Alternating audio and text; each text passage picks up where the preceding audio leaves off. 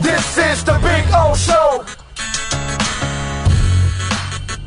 This is the Big O Show. Howdy, howdy, howdy. Hour number 2, the one and only Michelle Kaufman, kind enough to join us from the Miami Herald. And now we'll get to talk a little Inter-Miami football. Although I can ask Michelle this question. Michelle, before we get into football, I want to ask you this football scenario for you because you lived it just like I lived it.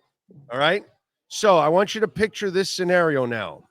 You see Hill and Waddle. They constantly, unfortunately, drop passes in key moments. You see Julian Hill, the tight end, he makes a mistake every single week. 3 years in, Mike McDaniel still struggles to get a play in. Now, I want you to put Marino in the position of Tua, and he has to play with a coach that can't get plays in on time for 3 straight years, receivers that don't hang on to balls in key moments, a tight end that never hangs on to the ball and is doing mistakes every single week. Oh, and by the way, on 3rd and 16 this year against Green Bay, Hill and Waddle decided to take a breather on their own. And the coach looked up, and there were 2 other receivers who were backups sitting there on 3rd and 16 in a very key moment. So receivers are also willing to take breaks whenever they want to take breaks. They can walk right off the field. Now I want you to put Marino in that situation. How would he handle all of that, Michelle, since you know? Oh, different era entirely in sports. I'll leave it at that. I just think we can't. Oh, but he would die. He would have a heart attack. It makes us sound old. It makes us sound old and grumpy, and I know. It is what it is. Sports are what they are now. No. The athletes are what they are. They take breaks. They have load management. The college players spend 1 year at each school, and they go to 5 schools in 5 years. It's But we look at the Panthers. There's discipline. There's structure. There's leadership. There's commitment there. And even the Heat, outside of the damn Butler thing, it's always been dedication, commitment, structure, all of that, discipline. I mean, it's all there for those teams like that. I'm just saying it's kind of funny that if you look at how dysfunctional kind of it is on the offense, that one guy would be driven crazy in today's world with that's whole scenario is what I'm saying. He doesn't have that scenario with Andy Reid. If Marino goes there, he has all that structure. He has the people in place that know what the hell they're doing. It's just kind of weird here. That's all I'm saying. And since you lived it, think about Marino having a coach that can't get a play in on time for 3 straight years. Oh, my God. The play would be running already with Marino. He'd be thinking about it. All right, let's get to it. Big game tonight. And in a way, Michelle, you have spent a lot of money in the front office, obviously, and the ownership has done a fabulous job of spending money and bringing talent. But you got to start accomplishing things. You got to start winning some stuff. And today's game is big because if you lose here, it's like, man, you got to start showing something that you brought all these names together. You got to start producing because last year kind of left us with a sour taste because, damn, you lost against the worst team in the playoffs and you didn't even make a run to the MLS Cup or anything. So this game is big for the legacy of Messi in Inter-Miami, that is. Yeah, I agree. I mean, this is on one hand, you say it's a long season. There's a lot of cups ahead. There's still the Club World Cup. There's the Leagues Cup. There's the MLS Cup. This is one of 4 that they're going to try to win. But you're right. The only hardware, the hardware that they have is, the Leagues Cup from 2023, which that's kind of a made-up tournament that, MLS and League nice just started the tournament. A nice little tournament, whatever, a little trophy, the first one in the trophy case. And then the Supporters Shield last year, which, we know having the best record all year long is a great achievement, but most people really just care about the trophy, not the Supporters Shield. So what really matters is the cup, the championship. If you're the Panthers and you have the best record and you still get to the finals and lose, you can live with that. But if you have the best record and you lose in the first round to the worst team in your conference that got in the playoffs, that's the part that, if they got to the cup and lost last year, It would Yeah, suck. yeah, they needed to make a deep run. They needed to make a deep run. You know, you've got the most expensive roster in the entire league. You have arguably the best player of all time playing on your team with 3 of his Barcelona teammates. So there are 4 guys from the greatest Barcelona teams there on the field. And then the coach now, you know, played also on that Barcelona team. So you've got the Barcelona influence of 4 players plus the coach.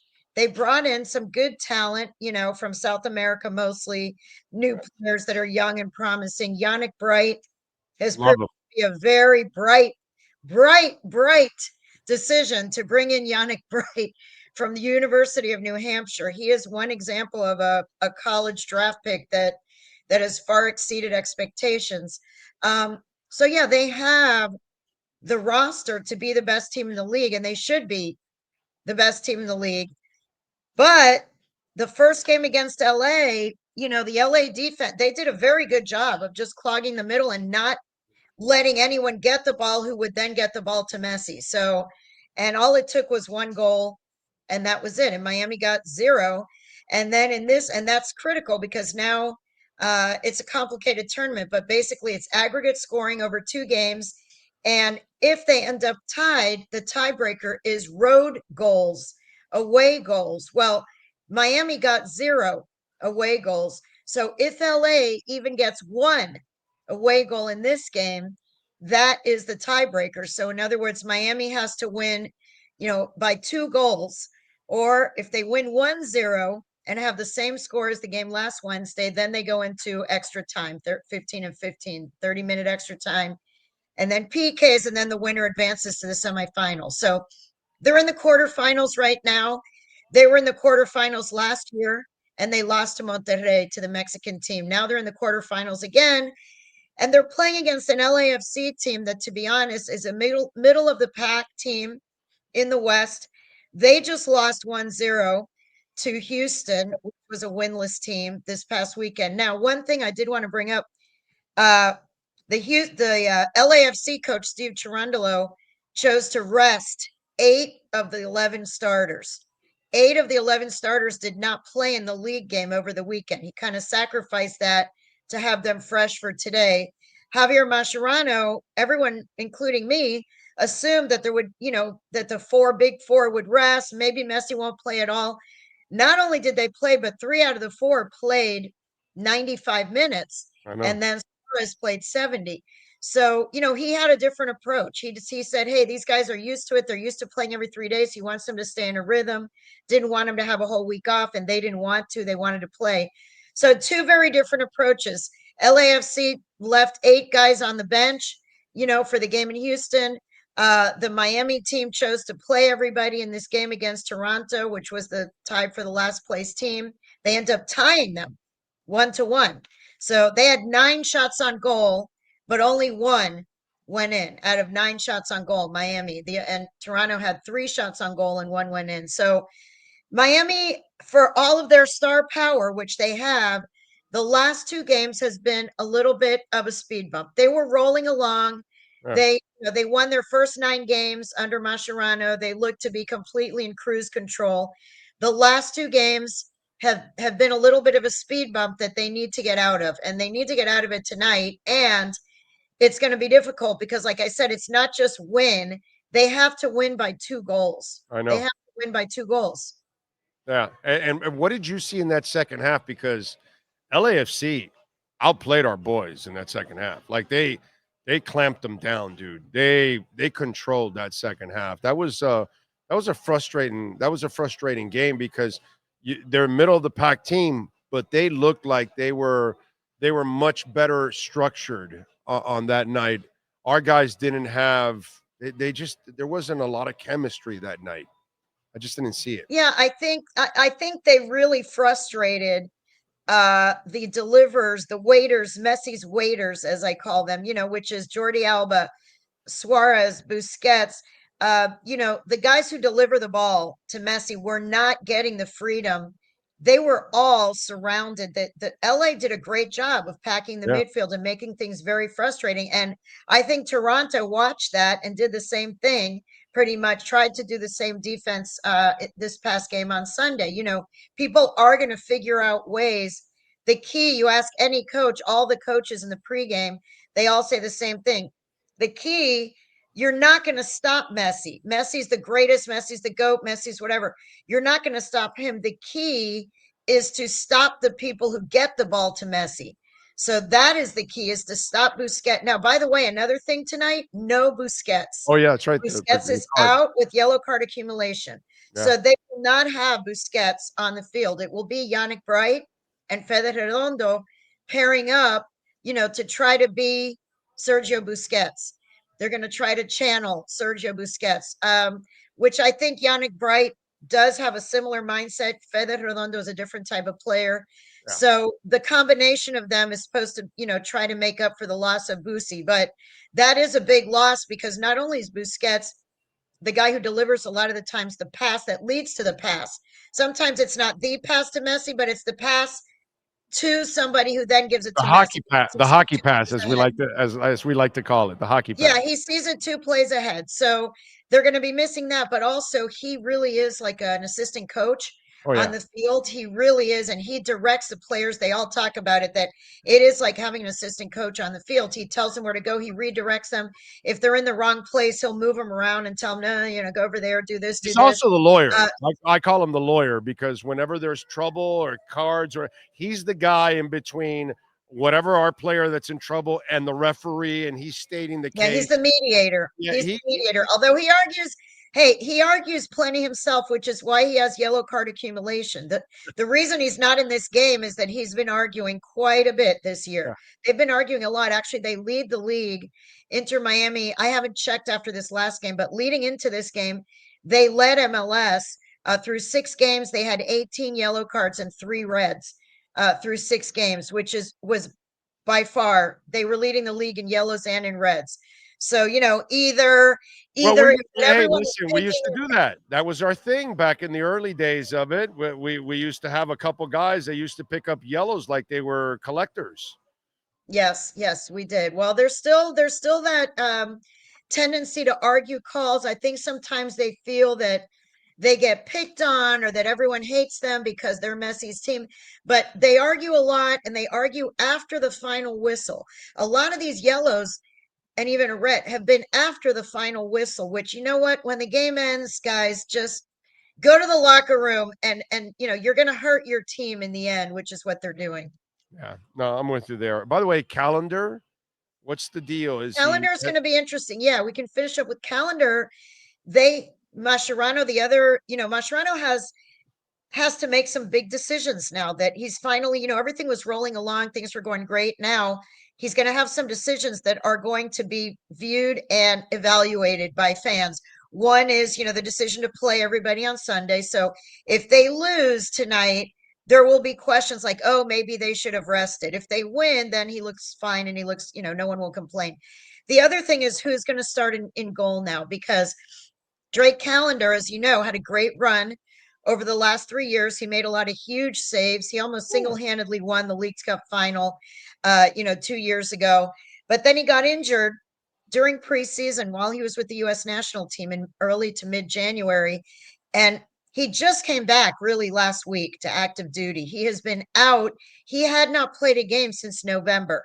Since that game against Atlanta, he didn't play November, December, January, February, and March. So we're talking about a very long stretch, almost 5 months without playing. He finally got back in. He started this last game against Toronto. It was his first start of the year. He's fully healthy now. He says he's fully healthy. The question now is, does Mascherano just bring him back and give him the starting job again? Or does he play Oscar Ustadi, who did do a good job in the absence of Drake? And by the way, Drake got his job initially because he filled in for Nick Marsman when he injured his back. And guess what? Nick Marsman never returned to the team. He lost his starting job and was gone. Hold on. Nick Marsman. I know Nick Marsman's old and Drake is young. And never played like Drake did for that long of a time. And see, here's the part that pisses me off. The new coach, he didn't earn the playing time and didn't do it in front of the new coach. So the new coach is not giving him the benefit of the doubt after he's paid his dues here. And so I would definitely put him right back. But the new coach is, hey, I started off really well with the other guy. Let me stay with the hot hand at the moment or something like that. I feel bad for Drake because he doesn't deserve to lose his job. Yeah, he's going to have it almost feels like he's auditioning again to earn his job back. And it was his job. It was his job. He was injured. He shouldn't lose the job out of injury. And, you never know also how much is into play that Ustadi happens to be a friend of Lionel Messi. He's a 38-year-old Argentine who's a personal friend of Lionel Messi. He knows Mascherano. He knows all, there are either 10 or 11 Argentine players now on the team. And one of them is this goalkeeper. And so he maybe has a chemistry with those other Argentinians in the back and this and that. So there may be other things at play. But I do think Drake, as a co-captain of the team, he's a co-captain with Messi, as the co-captain of the team, as someone who saved their butt so many times in the last few years, he deserves a chance to come back and then lose it if you don't play well. But he deserves a chance to get his position back. I agree. All right. Do they win tonight? Is that the prediction? I am gonna predict that they win tonight. They have to. They really have to, and they have the guns to do it. They have the players to do it, and they can score 2 goals more than LAFC. I believe they have to do it. But they're going to be home. They'll be home. The weather's going to be hot. It's a must-win situation. I think that they will win, or they will win maybe 1-0 and then go into extra time and win in extra time. But I do think they will win. And I think they will advance. We will see. All right. Follow her on Twitter at Koff Sports. Catch her work there at the Miami Herald. She just put out a new Inter Miami podcast. I retweeted it. It's on my timeline there. So check it out. She does great work as always, covering the Canes and, of course, covering Inter Miami. Michelle, as always, thank you. Have a fantastic day and enjoy the game tonight. Thank you. Same. Enjoy. Thanks for having me. You got it. The great Michelle Kaufman. Follow her on Twitter at Koff Sports.